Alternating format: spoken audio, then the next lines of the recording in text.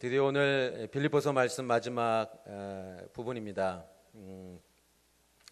사도 바울이 빌립보 교회에 보낸 이 편지, 빌립보서는 사도 바울을 만나고 사도 바울을 통해서 예수 그리스도의 복음을 듣고 예수 그리스도를 그렇게 구주로 영접한 루디아다라는 여인과 함께 또 그 빌립보 감옥 간수 그도 또 예수님을 만나고 그러면서 시작된 교회였죠. 앞에 본문에도 나왔지만 빌립보 교회는 교회가 시작되면서부터 사도 바울과 함께 예수 그리스도의 복음을 전하는 그 사도 바울의 사역에 함께 헌신했던 교회라는 것을 얘기하고 있습니다. 그 부분에 있어서 사도 바울은 늘 감사하고 또 그들을 축복하는 그런 마음들을 가지고 있었던 것이죠. 그런 사도 바울이 지금은 로마 감옥에서 이 편지를 이제 보내고 있는 상황 가운데 처음에는 복음 전하는 것을 잘 도왔지만 시간이 지나면서 지금처럼 뭐 교통과 통신이 발달한 시대가 아니었기 때문에 점점점 이제 소식을 주고받는 것이 여의치 않아졌던 것이죠. 그러한 가운데 사도 바울이 로마 감옥에 갇혀 있다는 소식을 듣고 빌립보 교회는 빌립보 교회의 리더 에바브로디도를 로마로 보내는 것이죠. 헌금과 함께. 여러분 얼마나 큰 위로가 됐겠습니까? 그래서 사도 바울은 앞에서도 얘기했지만 지금 오늘 10절에도 보면 내가 주 안에서 크게 기뻐하는 것은 여러분이 나를 위해 생각하던 것이 이미 싹이 났기 때문입니다. 이에 대해 여러분이 관심은 있었지만 표현할 기회가 없었습니다. 그러니까 에바브로디도 편에 보낸 그 빌립보 교회 성도들의 사랑, 그 헌금도 물론 요긴하고 또 중요한 것이었지만 그 사랑, 그 마음이 너무도 기쁘고 감사했던 것이죠. 그래서 다시 그 사도 바울을 돕고자 하는 그 마음, 그 예전에는 한동안 관심은 있었지만 표현할 기회가 없었는데 이미 싹이 나기 시작했다 이렇게 표현하고 있는 것입니다. 자, 그런데 사도 바울은 그런 마음을 표현하면서도 또 한편으로 빌립보 교회 성도들이 혹시나 이 부분을 오해하진 않을까. 그래서 11절 이렇게 얘기합니다. 11절 한번 같이 읽겠습니다. 시작. 내가 궁핍함으로 이런 말을 하는 것이 아닙니다. 나는 어떤 처지에 있든지 자족하는 법을 배웠습니다. 12절 나는 궁핍에 처할 줄도 알고 풍부에 처할 줄도 압니다.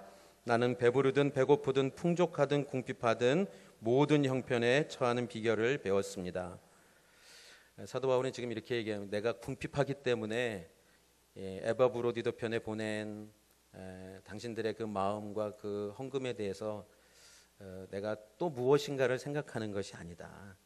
내가 그리고 가난하기 때문에 힘들기 때문에 그 부분을 얘기하는 것이 아니다 라고 얘기하면서 사도 바울은 나는 어떤 처지에 있든지 자족하는 법을 배웠다 이렇게 얘기합니다. 자족하는 법. 그리고 12절 마지막 하반절에도 보면 모든 형편에 처하는 비결을 배웠다 이렇게 얘기합니다. 여러분 지금 사도 바울이 얘기하는 이 자족하는 법, 궁핍에 처할 줄도 풍부에 처할 줄도 배부르든 배고프든 풍족하든 궁핍하든 여러분 이것은 그냥 어느 날 내가 은혜 받았기 때문에 저절로 되는 것이 아니라는 것을 얘기하는 것입니다. 은혜 받으면 내가 가난할 때도 내가 부유할 때도 저절로 자족하게 되는 게 아니라는 거예요. 사도 바울이 어떤 사람이었습니까? 그는 예수님 만나기 전에는 부유한 사람이었어요. 모든 것을 다 누리고 살아가는 사람이었습니다. 그러던 어느 날 예수님을 만나고 그러한 것들이 자신에게는 더 이상 자신의 존재 가치를 증명해주는 그러한 것들이 아니라는 것에 대해서 분명히 알게 되고 심지어는 그것이 오히려 하나님을 만나는데 예수 그리스도의 제자로 복음의 사람으로 살아가는데 오히려 방해가 될 수도 있다. 그런 얘기를 하고 심지어는 예수 그리스도를 아는 지식과 비교할 때 어떻게 해요? 배설물로 여길 정도라고 그런 고백을 하지 않았습니까? 그런데 사도 바울이 예전에는 그렇게 부유한 풍부한 삶을 살았다면 지금은 어떻습니까? 감옥에 있어요. 감옥에 갇히기 전에는 어떻습니까?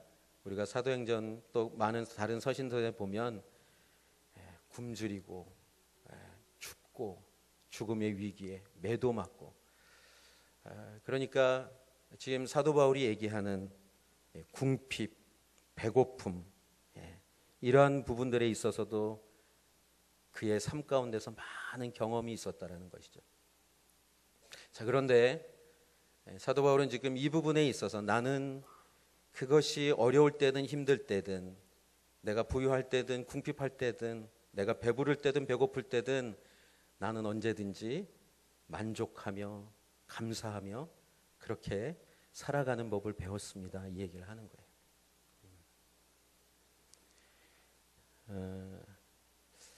사실 근데 사도 바울 시대에도 그랬고 지금 21세기를 살아가는 우리 이 시대에도 그렇고, 여러분 과연 사람들이 자족하며 만족하며 살아가고 있는가? 이 부분을 생각해 보면 어느 누구도 그 부분에 있어서 나는 자족하며 살아갑니다, 이 얘기를 하기가 쉽지 않다라는 것이죠. 여러분 자족하며 살아가십니까?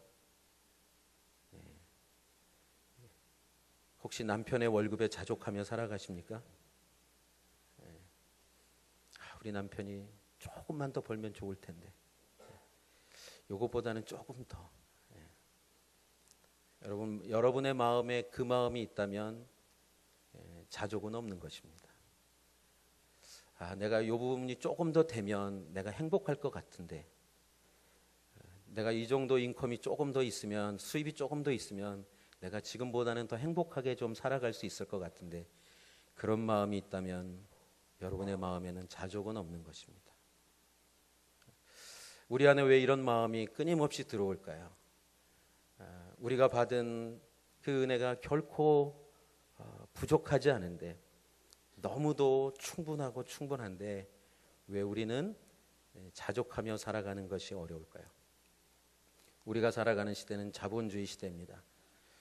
자본주의 시대에 사람들에게 끊임없이 얘기하는 것은 무엇인가요? 더 많이 있어야지 인정받고, 더 높은 지위에 있어야지 사람들로부터 존경받고, 내가 더 많은 것을 갖고 있어야지, 저금하고 있어야지, 쌓아두고 있어야지 나는 안전하게 그리고 행복하게 살아갈 수 있다. 이 얘기를 계속하는 것이죠. 여러분들도 그 부분에 있어서 동의하십니까?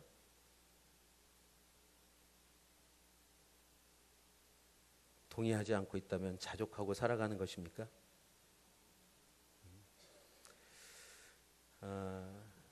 사도 바울은 빌립보 교회 성도들의 그 사랑을 받으면서 빌립보 교회 성도들에게 어떤 얘기를 해주고 싶은가? 빌립보 교회 성도 여러분, 나는 지금 감옥에 있습니다. 여러분이 알다시피 내가 어떻게 살아왔는지 여러분들은 가장 누구보다 잘 아는 사람들입니다. 내가 어떤 형편에 있고 지금도 어떤 형편에 있는지, 그럼에도 불구하고 내가 겪고 있는 이 상황들, 이 실상이 나의 마음을 무너뜨릴 수 없습니다.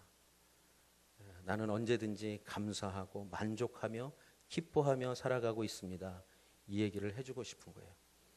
왜냐하면 빌립보라는 그 도시 자체가 로마와 같은 그런 모든 특권을 누리고 살아가는 그런 도시였고, 그 도시에는 많은 자원들이 있었기 때문에 로마에서는 그 자원들을 끊임없이 또 가져가는, 그러는 가운데 그 빌립보에 사는 모든 사람들, 거기 있는 빌립보 교회 성도들도 포함해서 불안한 그러한 부분들이 있었다라는 것이죠. 여러분, 우리가 세상을 살아가면서 돈 없이는 살아갈 수 없습니다. 왜냐하면 돈은 우리가 먹고 입고 살아가는 데 있어서 가장 필요한 부분이기 때문에 그렇습니다. 그것을 부인할 사람은 아무도 없고 그걸 부인해서도 안 되는 것이죠.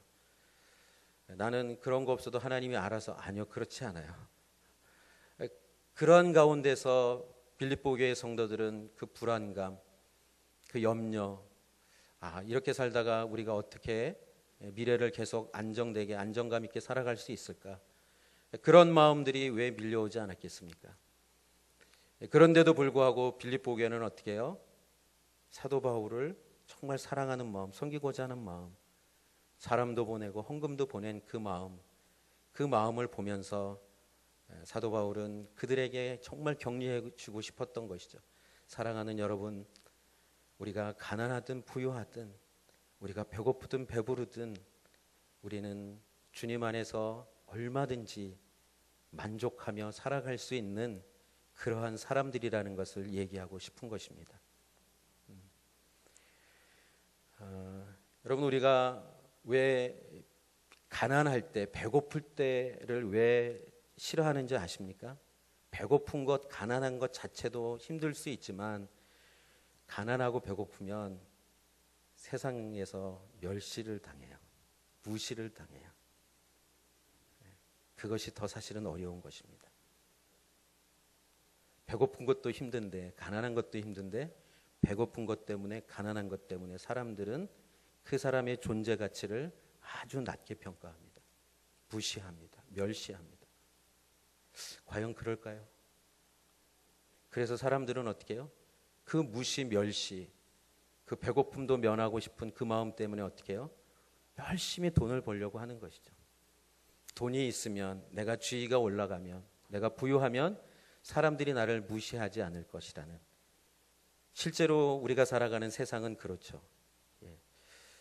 제가 예전에 예화를 들었었던 것 같은데, 제가 경차를 타고 하얏트 호텔을 간 적이 있습니다. 자주 가는 일이 없었기 때문에 저는 그냥 지나쳐서 주차장으로 가려고 그랬어요, 사실은. 그런데 그 안내하시는 분이 그냥 있으면 되는데 제 차를 보더니 빨리 가라는 거예요.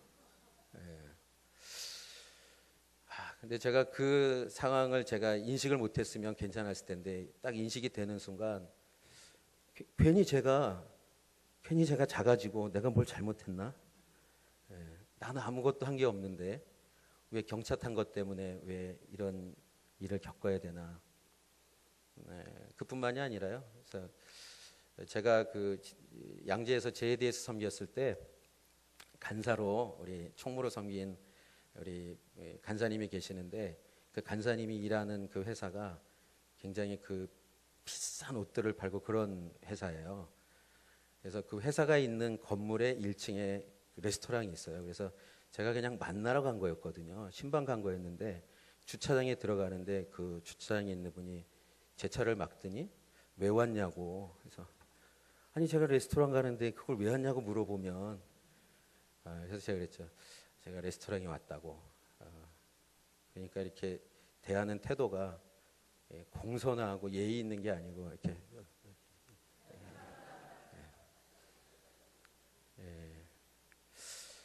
여러분, 이게 우리가 살아가는 세상의 모습입니다. 제가 만일 굉장히 고급 차를 타고 갔다면 결코 그렇게 대하지 않았을 것입니다. 제가 경차를 탔기 때문에 제 인격과 제 살아온 삶에 대해서 그분은 그렇게 평가를 하는 것이죠. 과연 우리가 그런 존재인가요? 여러분, 그래서 사람들은 가난하고 배고픈 것도 분명히 싫지만 힘들지만 이 세상은 사람들이 그렇게 대하는 것 때문에 더 어려운 것입니다. 그런데도 불구하고 여러분, 사람들이 아무리 그렇게 대하고 사람들이 그렇게 말을 해도 내 안에 내가 어떤 존재인지를 알면, 하나님이 나를 어떻게 사랑하셨는지, 하나님이 나에게 주신 그 은혜가 무엇인지를 안다면 결코 그것 때문에 갈등하거나 어려워하거나 그렇지 않을 수 있다라는 거예요. 여러분, 가난할 때만 그렇겠습니까? 배고플 때만 그렇겠습니까? 사실은 이 부유해지면 돈이 많고 사회적인 어떤 위치나 명예나 이런 것들이 올라가면 올라갈수록 사람들은 어떤가요? 여러분, 우리나라에서 가끔씩 뉴스에서 나오는 이 갑질, 왜 그럴까요? 내가 돈이 많고 내가 부유하기 때문에 사람들을 함부로 대해도 된다고 생각하는 거예요. 주차장에서 주차 봉사하는 주차 요원들에 대해서 막말을 합니다. 욕을 합니다. 그건 왜 그럴까요? 자족할 줄 모르는 거예요. 내가 받은 은혜가, 내가 지금 이 소유하고 있는 것이 내가 노력해서, 내가 수고해서, 그리고 이것이 내 존재 가치를 결정한다고 생각하는 그 순간 나보다 낮거나 나보다 소유가 적거나 나보다 배움이 적은 사람들에 대해서 당신들은 나보다 못한 존재라고 그렇게 생각을 하고 살아간다는 것이죠. 만일 하나님을 믿지 않는 사람들, 그런데 하나님을 믿는 사람들이 그런 마음을 갖고 있다면 그것은 자족하는 것을 모르는 것이죠. 내가 소유가 많고 내가 어떤 위치가 있고 그럴 때 자족한다는 것은 무엇일까요? 이 모든 것이 하나님께로부터 받은 것이다. 여러분, 우리는 이런 생각을 하기도 합니다. 내가 이렇게 열심히 일했기 때문에, 내가 밤낮 가리지 않고 이렇게 수고하고 있었기 때문에 내가 얻은 이 수입은 내가 얻은 것이다 라는 생각을 하는 순간 자족함은 없어지는 것입니다. 그렇게 되면 어떻게 할까요? 내가 내 뜻대로, 내가 원하는 대로, 내 욕심대로 얼마든지 하며 살아갈 수 있다고 생각을 하게 되는 것이고, 거기에는 자족함은 없는 것입니다. 가난하든 배고프든 부유하든 배부르든 사실은 하나님의 은혜로 내가 어떤 존재인지를 알고, 내가 없을 때도 내가 있을 때도 하나님이 내 삶의 주인이시고 하나님이 내 인생의 모든 것이 되심을, 내가 있고 없음에 따라서 내 존재가 바뀌는 것이 아니라, 내 존재 가치가 결정되는 것이 아니라 나는 오직 하나님 안에서 똑같은 존재다. 있을 때는 있는 대로, 없을 때는 없는 대로. 사도 바울은 지금 그 비결을 어떻게 해요? 배웠다라는 거예요. 여러분, 이 사도 바울의 비결을 배울 수 있기를 주님의 이름으로 축복합니다. 그러면 내가 직장에서 일하는 것이 돈이 목적이 되지 않게 됩니다. 내가 조금 더 높은 자리, 높은 위치 가서 더 많은 월급을 받고 더 많은 보수를 받으면 나는 더 괜찮은 존재, 더 편안한 삶, 더 안락한 삶을, 행복한 삶을 살아갈 수 있다라고 생각하고 있다면 그것은 하나님을 믿는 것이 아니라 돈을 믿는 것입니다. 여러분의 안정이, 여러분의 행복이 과연 돈으로 다 주어질 수 있는가? 내가 더 어떤 위치가 되고 더 많은 부를 얻으면 내가 정말 행복한 인생을 살아갈 것이라고 믿고 있다면 여러분의 신은, 여러분이 믿는 것은 하나님이 아니라 돈이라는 것을 꼭 기억하시기 바랍니다. 그래서 사도 바울은 내가 없어도 행복하고 있어도 행복하고, 없어도 감사하고 있어도 감사하고, 없어도 기쁘고 있어도 기쁘고. 왜냐하면 그 물질이 목적이 아니라 하나의 도구라는 것을 사도 바울은 얘기하고 있는 것입니다. 여러분, 아무리 나는 돈에 대해서 그렇게, 아니요, 그렇지 않습니다. 우리 안에는 늘 그 마음이 있어요. 저도 좀 돈 좀 많았으면 좋겠어요. 돈이 많아서 교회도 좀 이렇게 좀 더 큰 공간으로 좀 갔으면 좋겠고, 그런데 어떻게 해요? 지금 이 자리도 감사하고 기쁘고. 제가 너무 좁다, 어떻게 좀 공간을 좀 해야 되는데 막 고민하고 있는데 우리 장로님이 그러시더라고요. 목사님, 처음에는 여기 3층만 썼었어요 그러더라고요.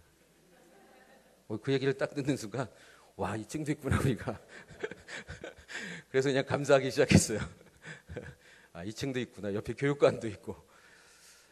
여러분 그렇습니다.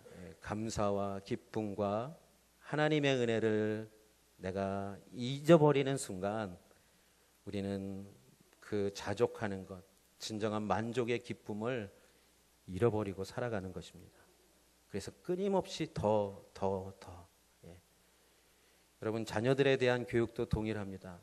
야, 내가 이렇게 살아봤더니 결국 많이 벌어야 되고 좋은 대학 가야 되고 더 많은 돈을 벌어야 되고 더 높은 위치에 가야 되고 좋은 직장 가야 되고 자녀들에게 요구하는 것이 생각하는 것이 이 부분 아니겠습니까? 그것이 아니라는 것을 꼭 기억하시기 바랍니다. 정말 자녀들에게 야, 아빠가 인생을 살아봤는데 엄마가 인생을 살아봤는데 야, 가난한 것, 부유한 것 그거 괜찮아. 하나님을 믿고 살아가니까 정말 그게 제일 기쁘고 행복한 거야. 야, 가난할 때 불편하고 힘들지만 그 안에서 얼마나 하나님의 은혜를 경험하는 줄 아냐? 사람들이 그것 때문에 혹시 나를 무시하고 그래도 괜찮아. 하나님이 나를 얼마나 존귀하게 보시는데. 야, 좀 살아보니까 내가 조금 있다고 위세 떨었다가 얼마나 인생이 웃어졌는지. 야, 있는 거 그렇게 중요하지 않아. 하나님이 그거 다 주신 거야. 겸손하게 감사하게 그거를 잘 사용하면 되는 거야.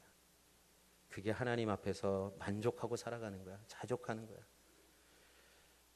야, 좋은 대학 나와도 이상한 사람들 많아.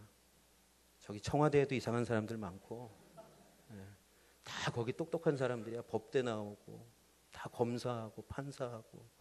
근데 이상하지 않니? 여러분 정말 하나님의 은혜를 알면 알수록 내 상황과 형편에 관계없이 하나님께 그 마음을 그 만족한 지금 사도 바울이 그 얘기를 하고 있는 거예요. 빌립보 성도들에게. 그래서 4장 13절 뭐라고 얘기하는지 한번 보겠습니다. 시작. 내게 능력 주시는 분 안에서 내가 모든 일을 감당할 수 있습니다. 여러분 이 말씀 어디다가 주로 사용하시나요? 이야, 긍정 뭐든지 할 수 있어. 다 할 수 있어. 내가 어떻게 살아왔는데 이 말씀을 전혀 모르고 지금 얘기하는 거예요. 그 얘기가 아니에요. 나는 내게 능력 주시는 분 안에서 가난하든 배고프든 부요하든 배부르든 나는 어떤 상황에서든지 행복하게 기쁘게 감사하게 믿음으로 잘 살아갈 수 있는 그 능력을 어떻게 해요? 하나님께서 주신다라는 그 고백이에요. 여기 굳이 앞에 13절 앞에 이렇게 계속 내게 능력 주시는 분 안에서 변함없이 내게 능력 주시는 분 안에서 내가 모든 일을 감당할 수 있습니다. 여러분 모든 일을 감당할 수 있는 사람처럼 위대한 사람이 어디 있겠어요? 저는 여러분들이 주님 안에서 그러한 위대한 사람이 되시기를 주님의 이름으로 축복합니다. 건강하면 더 일을 잘할 것 같죠? 아니요, 그렇지 않습니다. 건강하면 건강한 대로, 병들면 병든 대로, 연약하면 연약한 대로, 아프면 아픈 대로. 사도 바울은 지금 감옥에서 얘기하고 있는 거예요. 감옥에서. 근데 우리는 조금 형편이 괜찮아지면, 조금 건강이 괜찮아지면, 좀 시간이 나면 여러분 그렇지 않습니다.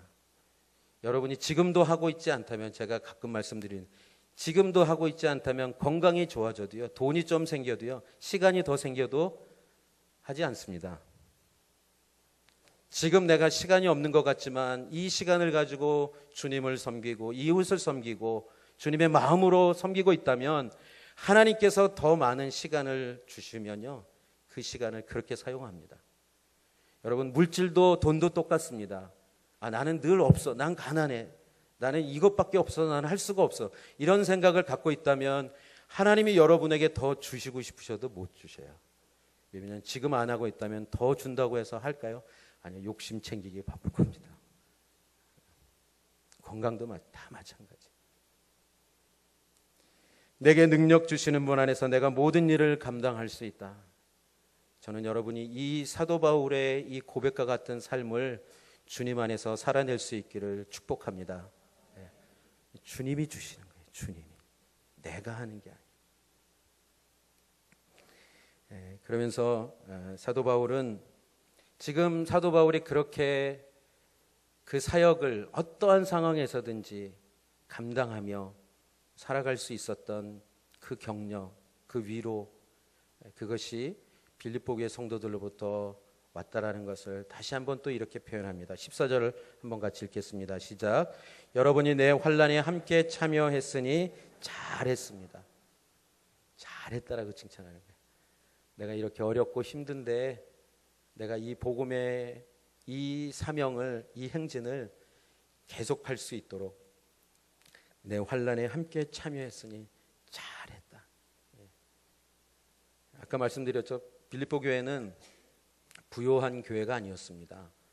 그냥 쉽게 표현하면 약간 가난한 교회였어요. 그런데도 불구하고 최선을 다해서 섬기는 거예요. 없는데도 불구하고. 예루살렘 교회가 어려울 때 헌금을 누가 제일 열심히 했느냐? 제일 먼저 했느냐? 빌립보 교회예요. 고린도 교회는 굉장히 부유한 교회였는데 오히려 잘 안 했어요. 그러니까 사도 바울은 지금 하나님 앞에서 이들의 영적인 태도를 보면서 잘 했다라고 얘기합니다. 그게 이제 16절, 17절 한번 같이 보겠습니다. 빌립보 사람들이여, 여러분이 알다시피 복음 전파 활동 초기에 내가 마케도니아를 떠날 때 나를 위해 주고받는 일에 동참한 교회는 오직 여러분밖에 없습니다. 내가 데살로니가에 있을 때도 여러분은 모두 한두 번 내가 필요한 것들을 보내주었습니다. 잘했다고 칭찬하고 그때 여러분들이 어떻게 내 사역에, 내 그 복음 행진에 참여했는지 여러분들 정말 감사하다는 그 마음을 표현하니까 여러분, 그러면은 여러분 왜 그럴 때 있잖아요. 내가 이렇게 좀 도와줬는데 너무 고맙다고, 너무 고맙다 그러면은 이거 또 하라는 얘기인가? 이런 생각이 들 때 있잖아요. 네, 사도 바울이 그래서 17절에 이렇게 얘기합니다. 17절 함께 읽겠습니다. 내가 선물을 구하는 것이 아닙니다. 오직 여러분의 봉사에 열매가 풍성하기를 바랍니다. 사도 바울은 또 얘기하는 거예요. 내가 선물을, 내가 다시 무엇인가를 요청하고 요구하는 것이 아닙니다. 여러분의 그 봉사가 열매가 풍성하기를 바랍니다. 여러분의 그 헌신, 여러분이 하나님께 드린 그 마음, 그 물질이 하나님 안에서 열매로 그렇게 풍성하게 맺기를 바라는 그 마음이다, 이 얘기를 하는 거예요. 사도 바울은 우리에게 허락된 하나님의 그 은혜들 가운데 물질을 사용함에 있어서 하나님 앞에 그렇게 드리는 것이 결국 빌립보 성도들에게 영적인 유익으로 그렇게 돌아갈 수 있기를 바라는 거예요. 또 물질을 내가 이렇게 고맙다고 얘기하는 건 또 더 달라고 얘기하는 것이 아니라 여러분의 이 귀한 헌신이 하나님께서 여러분에게 풍성한 영적인 열매를 맺게 해주기를 바란다라는 그 얘기를 하고 있는 것입니다. 여러분, 우리가 헌신한 그 모든 것 하나님께서 반드시 영적인 열매로 갚아주실 줄 믿습니다. 여러분, 우리는 내가 이만큼 있는데 이만큼을 주면 내가 이만큼밖에 없는 건데 내가 괜찮을까? 이 생각을 하면 줄 수 있을까요? 없을까요? 나눌 수 있을까요? 없을까요? 나누기가 어렵죠. 그런데 하나님이 내가 이렇게 하나님 앞에 헌신했을 때, 빌립보 교회가 예를 들어서 사도 바울에게 이렇게 섬겼을 때 하나님께서 분명히 풍성한 열매로 함께 해주실 것을 믿는다면 그것을 할 수 있을까요? 없을까요?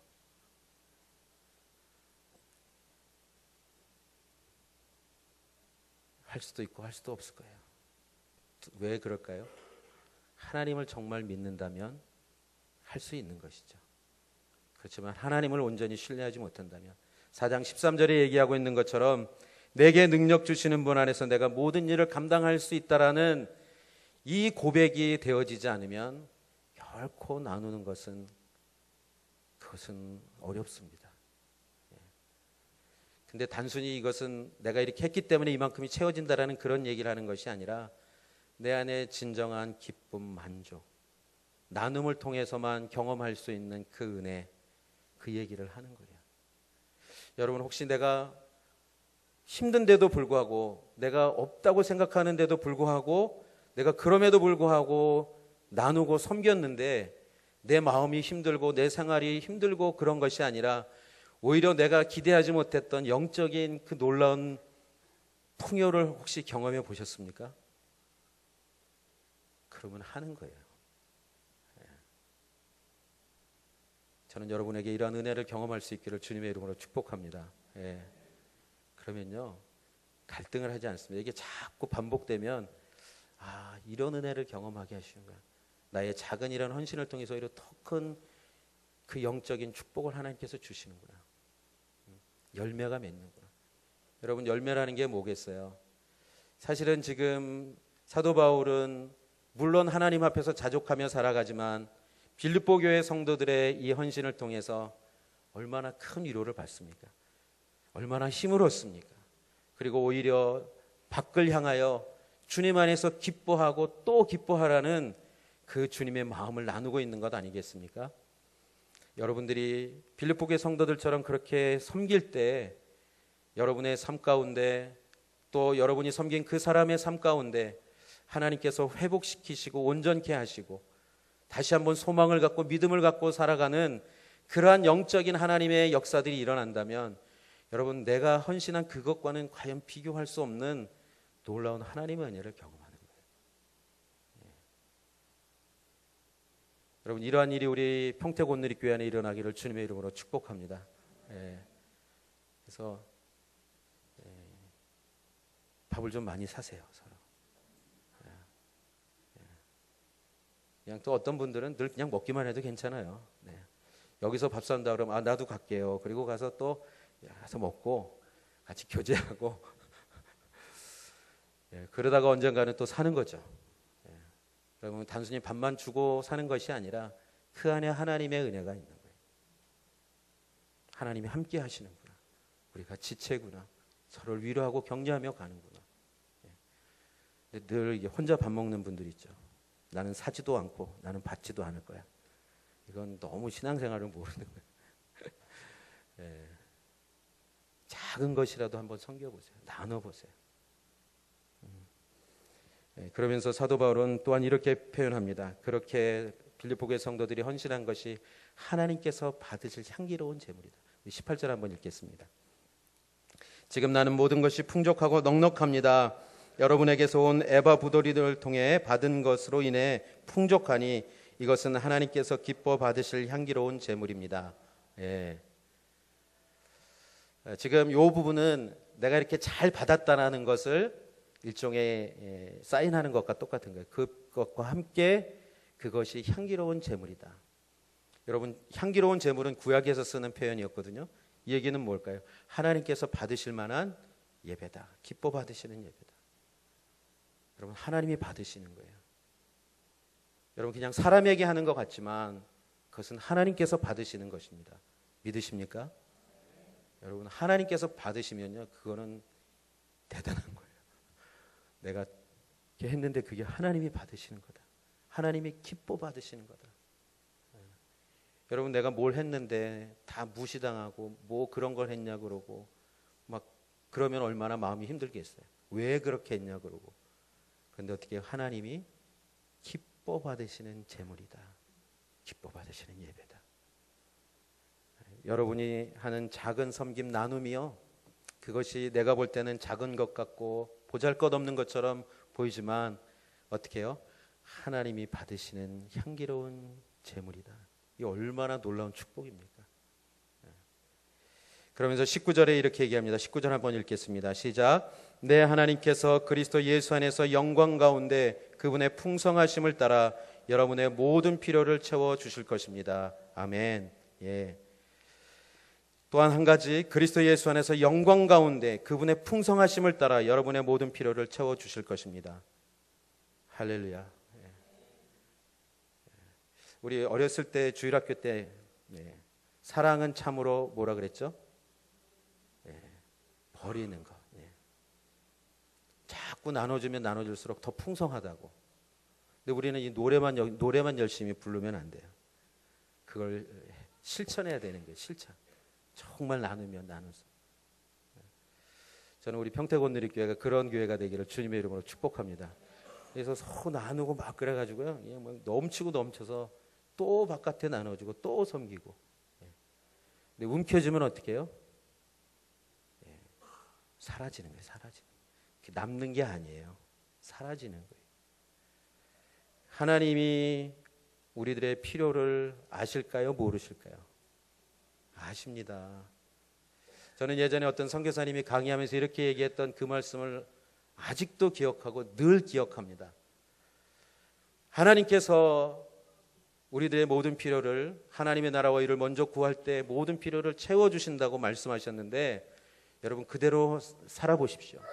그런데 만일 여러분들이 그렇게 살았는데도 여러분이 굶다 죽었다, 그럼 여러분의 묘비명에 이렇게 꼭 쓰십시오.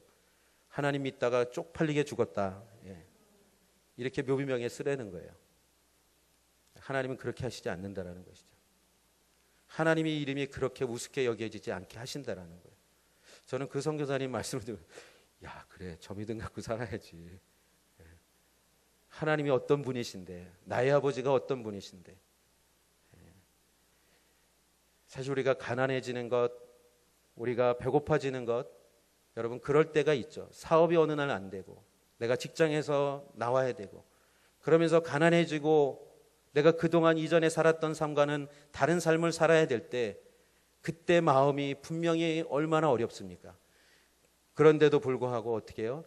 하나님은 나의 아버지시고 내 모든 필요를 하시고 공급해 주시는 분이시다.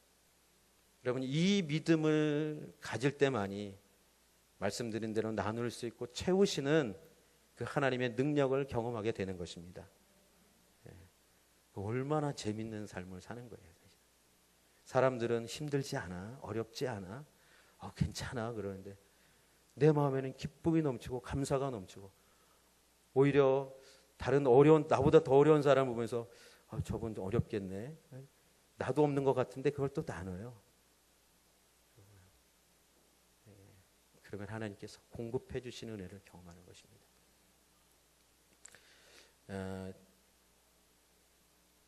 결혼할 때, 제가 결혼할 때 제가 아는 형님이 120만 원인가 그때 주셨어요. 돈이 없어가지고. 돈이 없었어요. 결혼하려고. 결혼은 해야 되는데. 뭐 저만 없었던 게 아니라 제 와이프도 없었고. 이게 뭐 한쪽이라도 좀 있었으면 좋았을 텐데, 제 본가도 바랄 게 없고 처가도 바랄 게 없고. 근데 하여튼 그 선배 형님이, 같이 사역했던 선배 형님이, 야, 너 그래도 어떻게 반지라도 좀 하나 해야 되지 않냐? 그래서 돈을 120만 원 빌려주셨어요. 우리 장로님 아실 텐데 최유천 목사님이.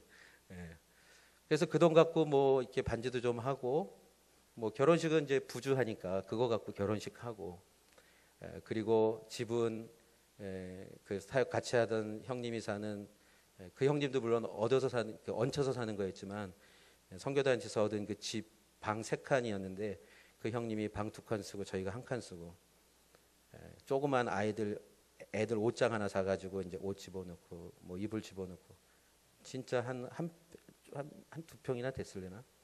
그렇게 결혼 생활 시작했어요. 근데 저는 그 삶이 가난하다거나 힘들다거나 그런 생각을 사실은 해보지 않았어요. 그런 생각이 안 들었어요. 근데 저는 아내도 그런 줄 알았는데 아내는 안 그랬더라고요. 그래서 제가 나는 너무 감사하고 나는 행복하게 잘 지내왔는데, 그러니까 늘 아내가 그 얘기하면 째려보고 뭐라 그러는데, 저는 모르겠습니다. 제가 예수님을 믿고 인격적으로 예수님 만나고 변화된 이후에 선교단체에서 사역하면서 지금까지 목회하면서 한 번도 가난하다라는 생각을 해본 적이 없고, 한 번도 부족하다라는 생각을 해본 적이 없고, 제가 어느 누구를 만나도 나는 부유한 자라는, 주님 안에서 부유한 자라는 그 마음을 하나님께서 주신 것이 얼마나 감사한지 모르겠습니다. 여러분, 우리가 이 땅을 살아가는 동안 하나님께서 우리를 부르셨다라는 것은, 택하셨다라는 것은 우리를 책임지시겠다는 것 아니겠습니까? 근데 무엇을 두려워하고 염려하겠습니까? 무엇을 걱정하며 살아가겠습니까? 여러분, 물질은 있다가도 없는 것이고 건강은 있다가도 없는 것입니다.